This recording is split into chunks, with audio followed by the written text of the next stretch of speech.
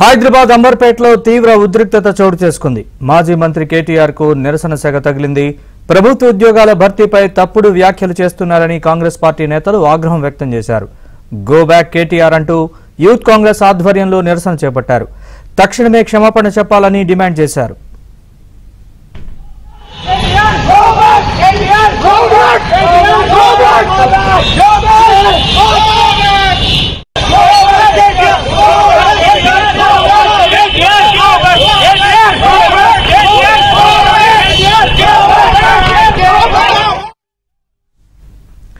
మాజీ మంత్రి కేటీఆర్ కు హైదరాబాద్ అంబర్పేటలో నిరసన సెగ తగిలింది.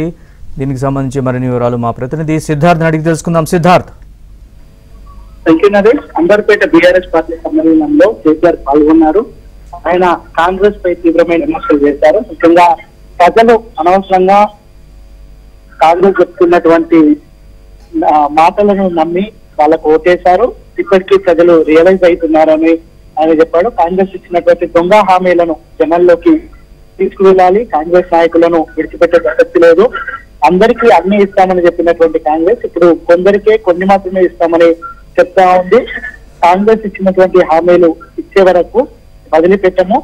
దాంతోపాటు ఇటు మార్చి 17కి 100 రోజులు నిండుతాయి కాబట్టి ఇచ్చిన హామీలు 100 రోజుల్లోనే నెరవేరుస్తామని కాంగ్రెస్ చెప్పినటువంటి నేపథ్యంలో ఆ 100 రోజుల్లో హామీలు నెరవేర్చకపోతే కాంగ్రెస్ ను పెడతామని, దాంతోపాటు నిరుద్యోగులకు సంబంధించినటువంటి విషయాలను కూడా వాటిపై స్పెసిఫిక్ గా కొన్ని వ్యాఖ్యలు చేశారు.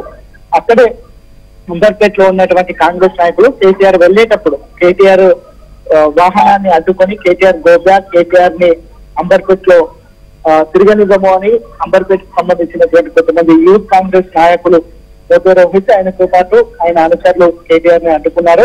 గత 10 ఏళ్లలో ప్రభుత్వ ఉద్యోగాల భర్తీ చేసేదని టీఆర్ఎస్ సర్కార్ ఇప్పుడు సీఎం రేవంత్ రెడ్డి ఆధ్వర్యంలో ప్రభుత్వ ఉద్యోగాలు భర్తీ చేస్తా ఉంటే ఓర్వేలేక పిచ్చికూటలు కూస్తున్నారు. కేటీఆర్ ఖబర్దార్ అంటూ కేటీఆర్ ని అడ్డగించే ప్రయత్నం చేస్తారు. దాంతో ఇటు టీఆర్ఎస్ పార్టీ నాయకులకు ఇటు కాంగ్రెస్ నాయకులకు మధ్యలో ఉద్రిక్తత వాతావరణం చోటు చేసుకుంది. వెంటనే పోలీసులు కలగజేసుకొని ఇరు